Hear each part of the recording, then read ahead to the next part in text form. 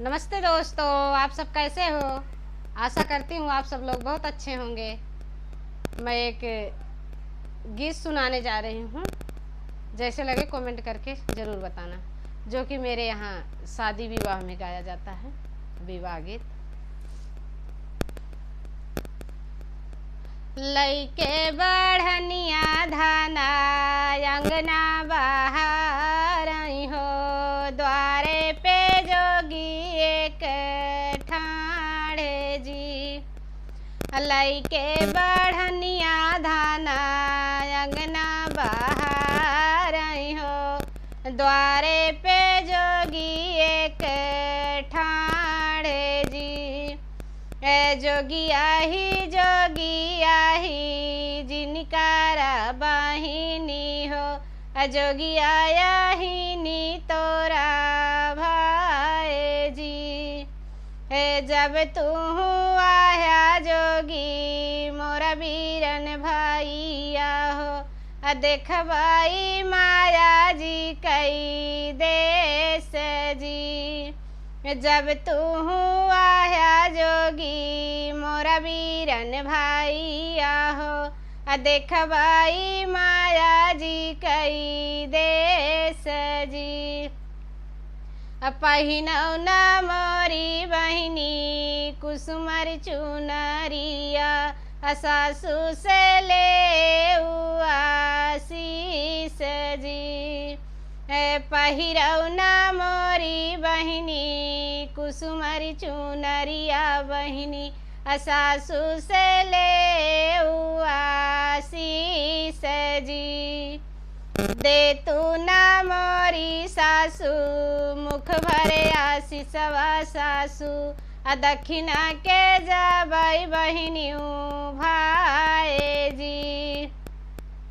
दे तू न मोरी सासु मुख भरे आशीषवा सासु, दक्षिणा के जाबई बहिनी भाई जी। जुड़ी रहाई को खियासी तले रहाई मांगिया हो, लौटाई करो जीना हो जी। जुड़ी रहाई को खियासी तले रहाई मांगिया हो, लौटाई करो जीना हो जी। एक बाना गाइले दूसर बाना गाइले हो, तीसरे में नदी बढ़ी यार जी। एक बाना गाइले दूसर बाना गाइले हो, तीसरे में नदी बढ़ी यार जी। सिकिया ही चिरी चिरी नैया बनाऊ बाई, पर उतरब बहिनी भाई जी। सिकिया ही चिरी चिरी नैया बनाऊ बई हो, पर उतरब बहिनी भाई जी। टूटी गाई सिकिया डूबी गाई नैया हो, डूबी गाए बहिनी भाई जी।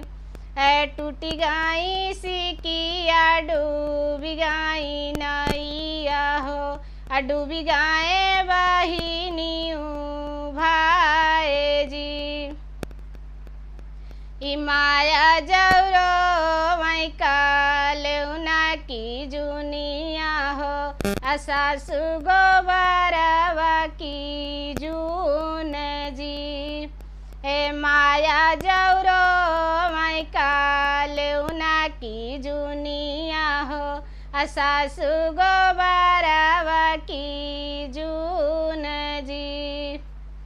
बरहे बरिसावा नदिया झुरानी हो, निकराई बहिनी भाई जी।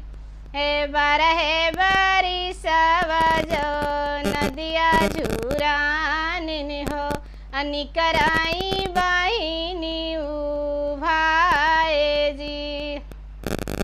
नैहर में बजई लगी अनने बधाइया हो, ससुरे में रची गविया जी। नैहर में बजई लगी अनने बधाइया हो, ससुरे में रची गविया जी। कहवा ही पौब्या स्वामी कलसा पराइया हो, कहवा ही अमवा कई डर जी। कहवा ही पौब्या स्वामी कलसा पराइया हो, कहवा ही अमवा कई डर जी। ई कोहरा घर पौबई धाना कलसा पराइया हो, माली घरे अमावा कई डार जी। कोहरा घर पौबई कलसा पराइया हो, माली घरे अमावा कई डार जी। जैसे लगे कमेंट करके ज़रूर बताना।